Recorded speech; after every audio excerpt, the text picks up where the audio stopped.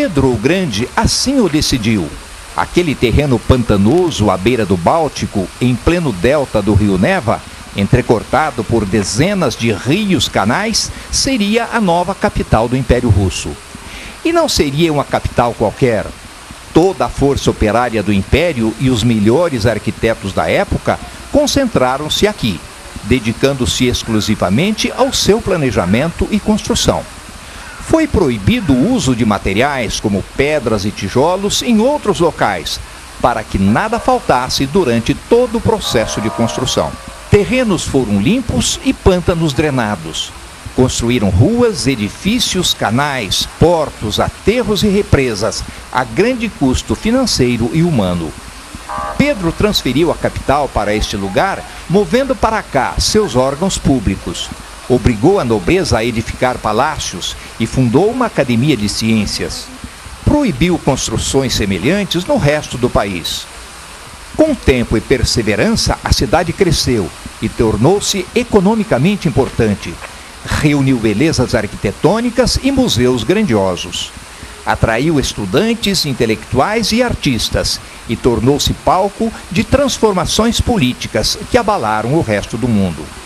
Por isso, sua história é também marcada por luta, suor, repressão e muito sangue de seus habitantes.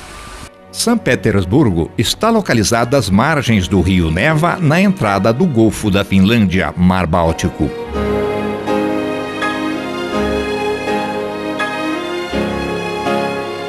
Por 10 anos, entre 1914 e 1924, a cidade foi chamada de Petrogrado. Em 1924, com a morte de Lenin, um dos ideólogos do comunismo, seu nome foi alterado para Leningrado, nome que permaneceu até 1991, com a queda do regime comunista. Enquanto fazemos um tour completo pelos pontos centrais desta magnífica cidade, vamos contando um pouco de sua fascinante história e, ao mesmo tempo, admirando sua arquitetura. Em seus principais edifícios, levantados nos séculos XVIII e XIX, predominam os estilos barroco e neoclássico, característicos da época. Via de regra, estes foram muito bem preservados durante seus 200 ou 300 anos de existência. Entretanto, muitos foram demolidos durante o longo período em que os bolcheviques estiveram no poder.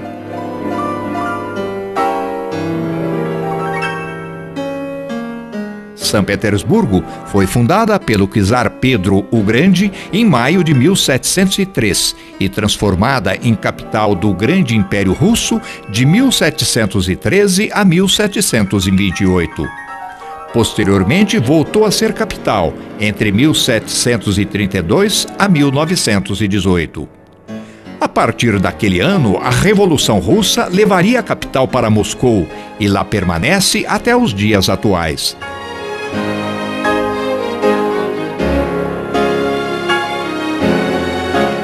São Petersburgo e arredores tem 6 milhões de habitantes, sendo a segunda cidade da Rússia em população e em área geográfica. Por ser o principal portal russo voltado para o Ocidente, seus habitantes foram incorporando os principais hábitos e valores da cultura ocidental. Assim, não raras vezes, São Petersburgo é tida não como uma capital russa ocidentalizada, mas como uma cidade ocidental implantada na Rússia. As avenidas de São Petersburgo são largas e espaçosas, como só os impérios podem construir. São entrecruzadas por 65 canais e rios, cobertos por centenas de grandes pontes, que se transformaram em grandes atrações da cidade.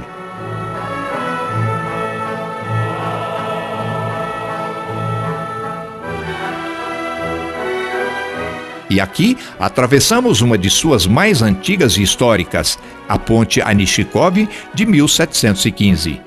É adornada em suas cabeceiras por 4 grupos escultóricos que têm como tema a doma de cavalos.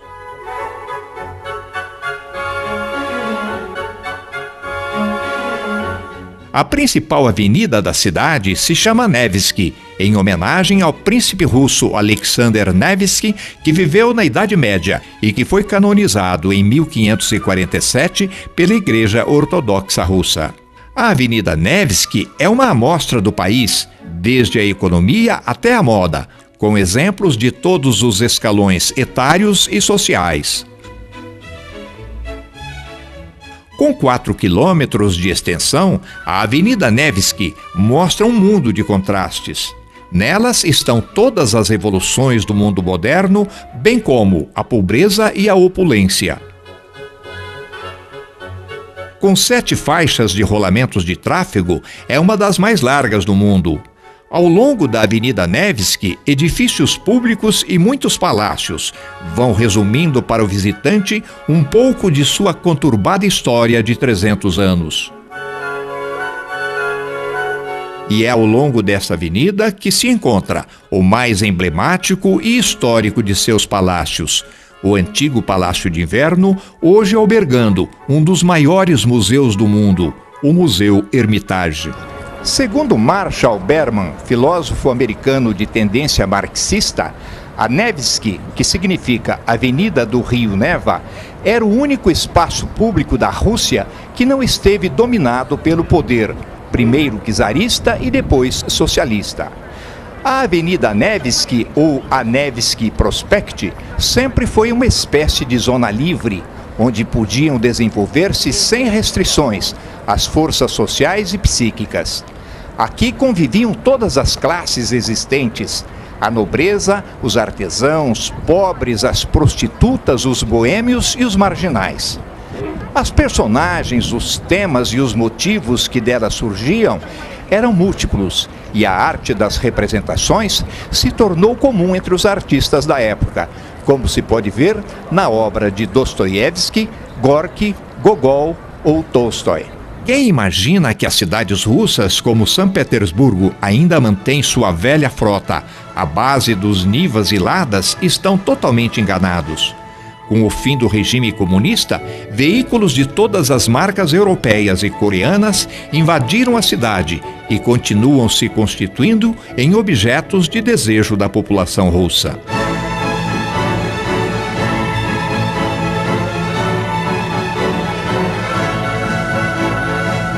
Outra marcante característica de São Petersburgo é a sua grande área verde.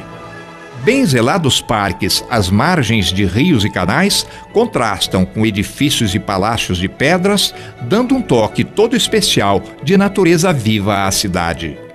O maior deles é o Summer Garden, no fundo do Palácio de Verão do czar Pedro.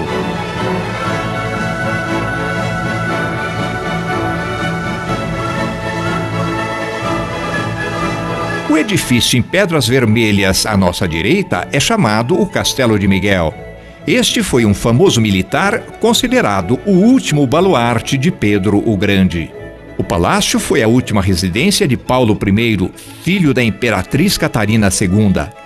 Com medo de ser assassinado, mandou construir este palácio cercado por águas de todos os lados. Foi em vão. Em março de 1801, foi assassinado em seu quarto por um grupo de funcionários públicos. O Castelo de Miguel se localiza às margens do rio Fontanka e indica que estamos nos aproximando do centro histórico da cidade. Todo o centro histórico, localizado nas margens e na foz do rio Neva, bem como seus principais monumentos, constituem patrimônio mundial da Unesco, sendo, portanto, patrimônio da humanidade.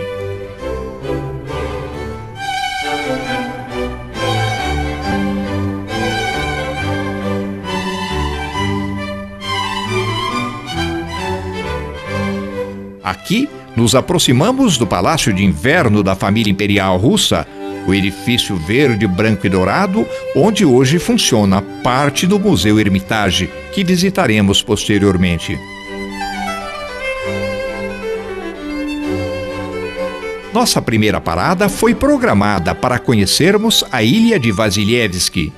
A ilha se encontra praticamente no delta do rio Neva E nesta extremidade, até o princípio do século XIX, funcionou o Porto Marítimo de São Petersburgo, hoje deslocado para o polo oposto da ilha, às margens do Mar Báltico.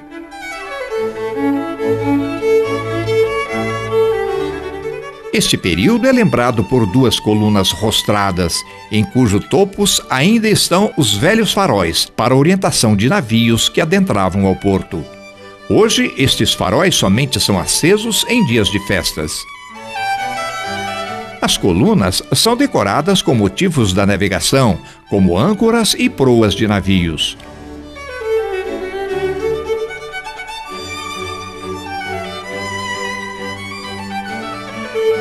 Ao lado das colunas rostradas se localiza um portentoso edifício sustentado por colunas dóricas que lhe dão o cognome de Partenon russo. É a antiga bolsa de valores da cidade, hoje o Museu da Literatura Russa. Do antigo porto, podemos focalizar a bela fortaleza de Pedro e Paulo, no interior de outra pequena ilha, a ilha de Zayak, que pode ser alcançada através de uma das tantas pontes que cruzam o rio Neva. Estamos no berço de nascimento de São Petersburgo, a ilha de Zayak. Aqui, em 1703, começou a ser erguida a fortaleza de Pedro e Paulo, hoje o principal ponto turístico da cidade. Seu projeto foi elaborado pelo próprio czar Pedro o Grande, que via a necessidade de proteger o delta do rio Neva por ser a principal porta de entrada do que viria a ser a grande cidade de São Petersburgo. Para construir a fortaleza e toda a cidade, aqui nasceu um dos primeiros pedágios do mundo. Pedro baixou o que foi chamado de direito de pedra, isto é, cada barco, carroça ou carruagem, para adentrar o local, tinha que trazer uma determinada porção de materiais de construção. A grande concentração de visitantes aqui verificada é uma demonstração de que São Petersburgo é hoje uma das cidades europeias com maior afluxo turístico e para o qual, apesar de sua ocidentalização, ainda não está completamente preparada. A principal edificação do interior da fortaleza é a Catedral de São Pedro e São Paulo, cujo interior vamos visitar agora. Toda a catedral foi construída em estilo barroco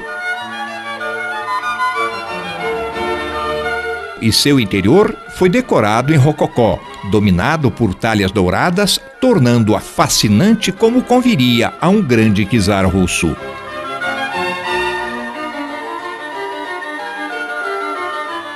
É dividida em 3 naves separadas por colunada em mármores verde e rosa. Tais cores, juntamente com o branco, também predominam na sofisticada decoração do teto.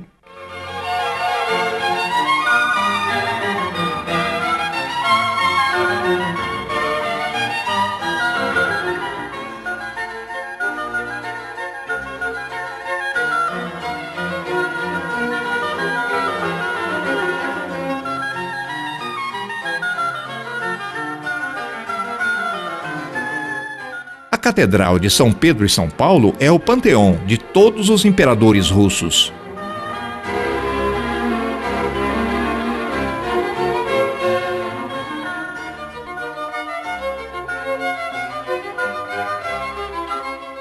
Apesar de Pedro o Grande ter sido fundador da cidade, as tumbas de Alexandre II e sua esposa Maria Alexandrovna são os mais chamativos, até por apresentarem cores escuras. A catedral é dedicada a São Pedro e São Paulo, os santos patronos da fortaleza, sendo São Pedro também o patrono da cidade. Toda esta esplêndida obra foi projetada pelo arquiteto Trezini e a igreja foi construída entre 1712 a 1733. Hoje, esta catedral funciona como museu e o último ofício religioso foi celebrado no ano 2000.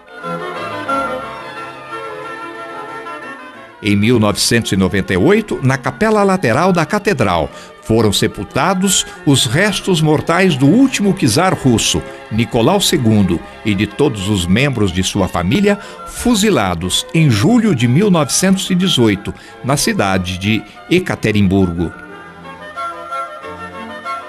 Externamente, a Catedral de São Pedro e São Paulo lembra um barco do século XVII, com a torre frontal do carrilhão apresentando em seu topo um pontiagudo agulhão, simbolizando o mastro da embarcação. Todo o conjunto atinge 125 metros de altura. Tal agulhão domina grande parte da paisagem da cidade, podendo ser visto da maioria de rios, lagos e canais que se emaranham dentro e em torno de toda a cidade. A fortaleza de Pedro e Paulo também se destinou à prisão de adversários políticos da realeza russa.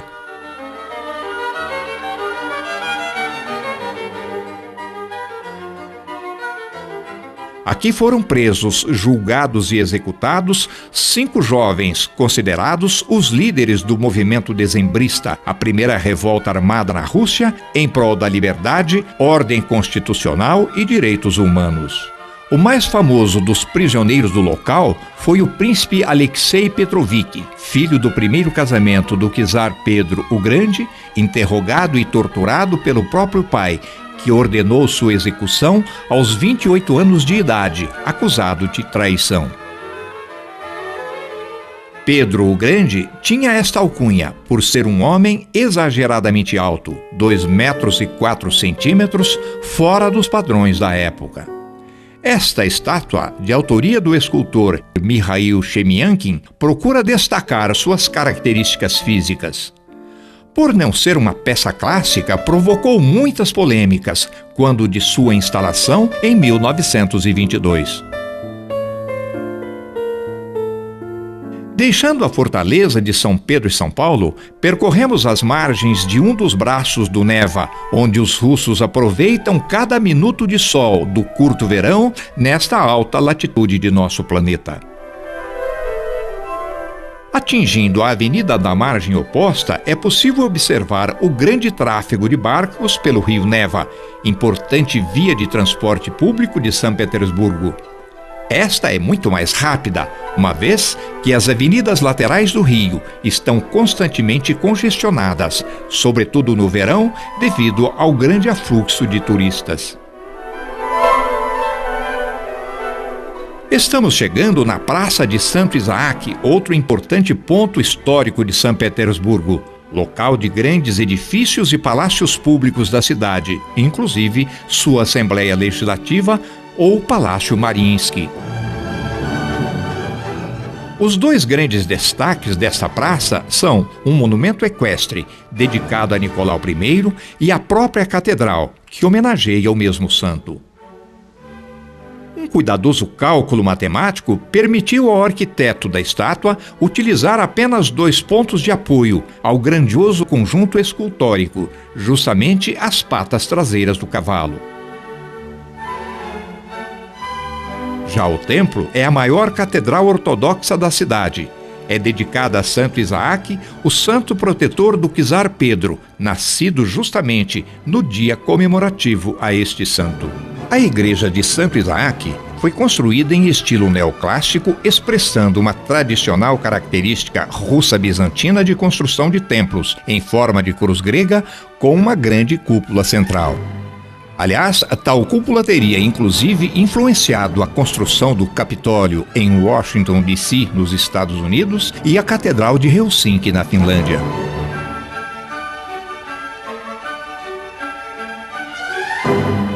Uma portentosa colunada coríntia sustenta tanto o frontão como a grande cúpula central. Internamente, chama a atenção a grande altura de seu teto, sustentado por colunas quadradas e ornamentações do estilo barroco.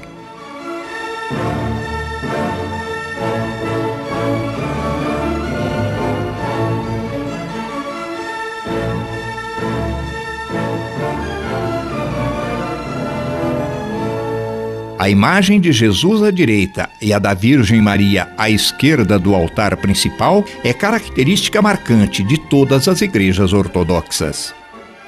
A Catedral de Santo Isaac foi projetada pelo arquiteto francês Auguste de Montferrand, que juntamente com o italiano Bartolomeo Rastrelli foram os principais arquitetos que desenharam toda a cidade de São Petersburgo e seus principais edifícios.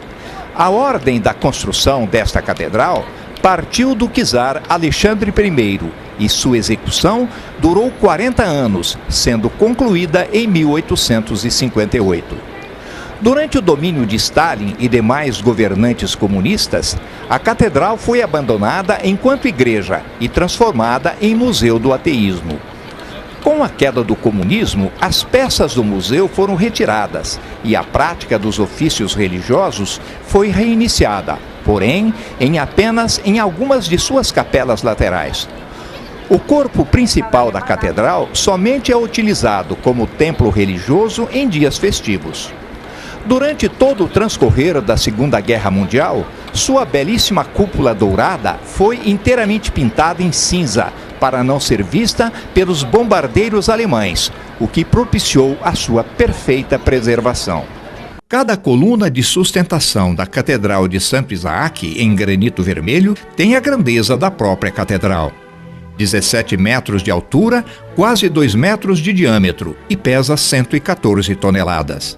Para levantá-las, na época da construção, foi necessária a invenção de uma espécie de guindastes especiais.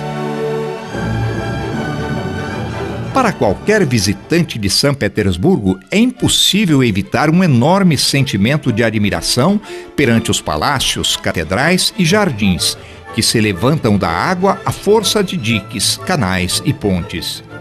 E ao chamá-la de Veneza do Norte, ficamos sem saber qual das duas cidades está sendo glorificada.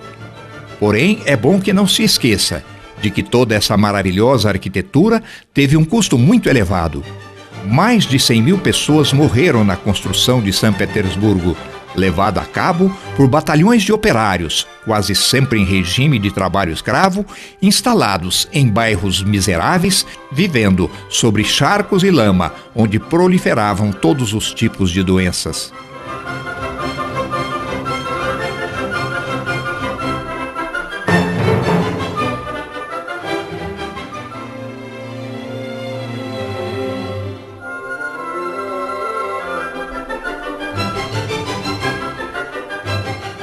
Passamos agora em frente à Praça dos Dezembristas, que além do belo palácio em amarelo, mostra uma estátua equestre do czar Pedro e que é chamada de Cavaleiro de Cobre.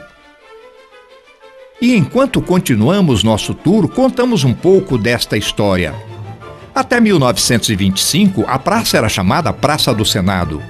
Entretanto, desde 1812, com a vitória do exército russo sobre Napoleão Bonaparte, militares daquele país passaram a alimentar a esperança de instalar uma monarquia parlamentarista e até mesmo um regime republicano, derrubando definitivamente a monarquia.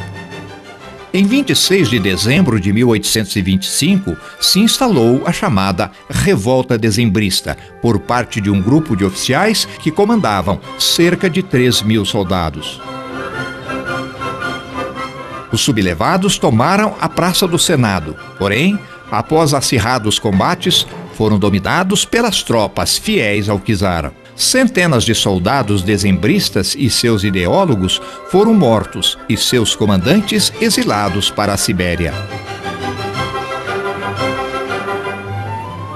O czarismo continuou dominando a Rússia por quase um século mais, se encerrando em 1918, como consequência da Revolução iniciada no ano anterior e assassinato de Nicolau II e toda a sua família. Em 1925, o governo bolchevique renomeou a praça para Praça dos Dezembristas.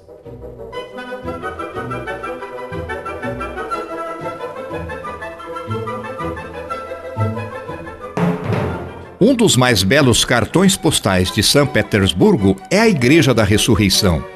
Sua construção seguiu rigorosamente o estilo russo-bizantino, que também caracteriza a Catedral de São Basílio em Moscou.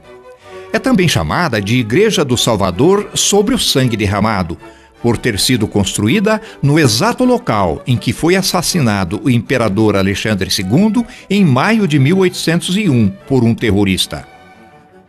Sua cúpula central tem 81 metros de altura e as demais por volta de 62, cobrindo uma área total de 1.642 metros.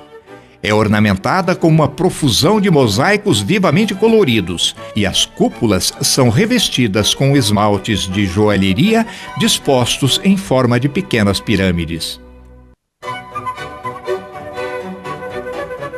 Seu interior também é ricamente ornamentado com mármore italiano vivamente colorido. Entretanto, o destaque fica por conta de um cibório erguido sobre um resto de calçada, no ponto exato em que ocorreu o brutal assassinato de Alexandre II.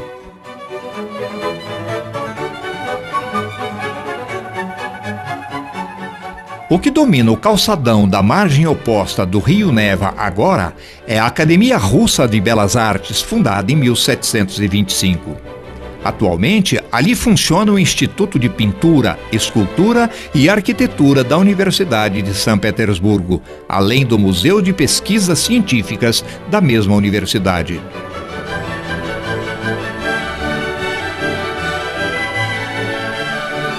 Sobre o calçadão de granito estão várias esculturas de esfinges egípcias, encontradas em escavações de Tebas, a capital do Egito Antigo.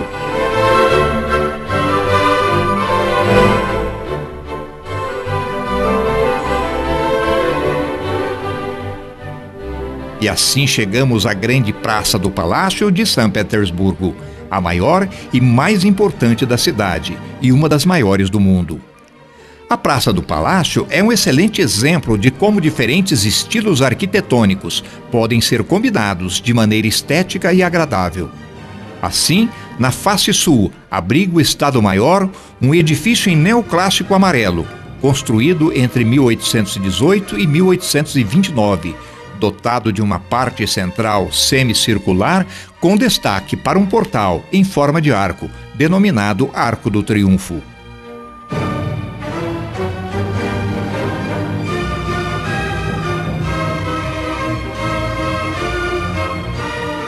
No lado leste está o pequeno Hermitage, como se estivesse fechando a praça. E no lado oposto, os jardins da mesma.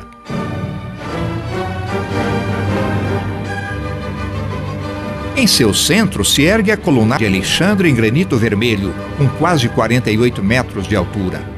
Foi projetado por Auguste de Montferrand e exibe no topo a estátua de um anjo. Sua base apresenta quadros em alto relevo que homenageiam o povo russo por suas vitórias sobre Napoleão.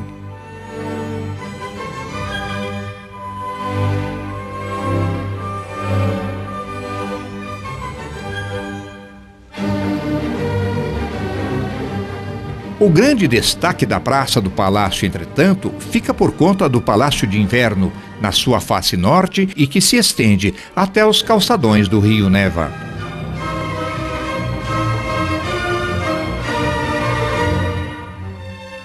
O Palácio de Inverno foi residência oficial da realeza russa de 1713 até o fim do czarismo em 1918.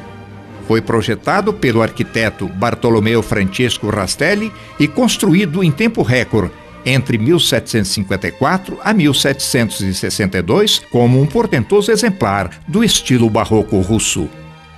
Pela sua grandiosidade e beleza, aos poucos toda a praça vem adquirindo o nome de Praça do Palácio de Inverno. E o palácio em si foi transformado em um dos maiores museus do mundo, o Museu Hermitage.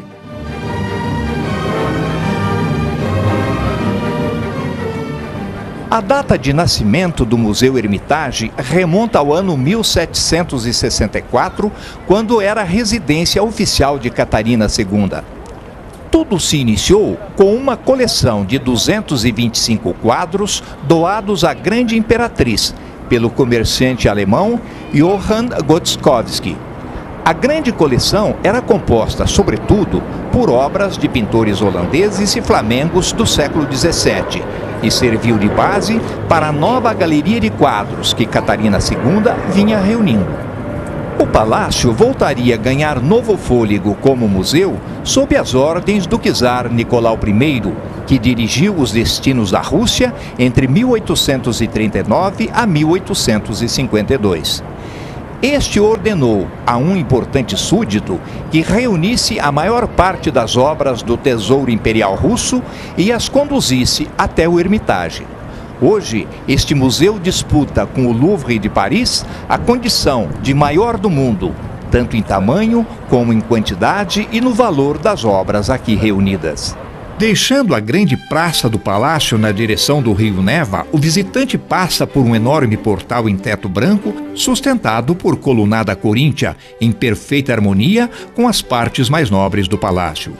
O pórtico dá acesso a um grande pátio interno. Trata-se de um local aprazível e bem sombreado. É dotado de bancos e obstáculos onde se pode sentar e espantar um pouco do verão de 38 graus de São Petersburgo. Para isso, uma bela fonte seria indispensável. É o local mais confortável para a maioria dos que aguardam o momento de adquirir seu ingresso e visitar as principais galerias do Hermitage.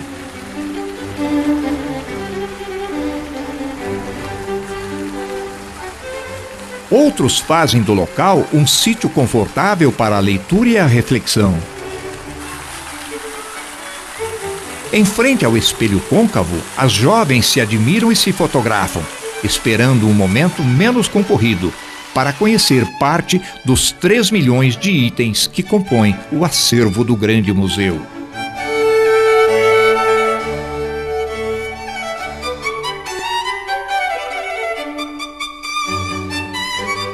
Nos meses de verão, a Praça do Palácio, em frente ao Hermitage, se transforma em uma grande festa, reunindo visitantes de todo o mundo e muitos jovens russos. A maioria desempregada e aqui permanece na esperança de receber algum auxílio de visitantes mais generosos. Outros em férias assistem curiosos o ir e vir dos transeuntes, assentados sobre a base da grande coluna de Alexandre, e se sentem felizes ao serem focalizados por câmeras e objetivas, sabendo que suas imagens serão vistas em lugares muito distantes do planeta. Entretanto, a atração maior da grande praça são as carruagens do século XIX, seus cocheiros, homens e mulheres trajados de nobres, czares e czarinas. Assim, proporcionam ao visitante uma volta aos tempos de Catarinas, Pedros, Alexandres e Nicolaus, ao montar suas sofisticadas carruagens, ou tirar uma foto ao lado de jovens com trajes da época e que, desta forma, simbolizam um período da trágica história do grande Império Russo.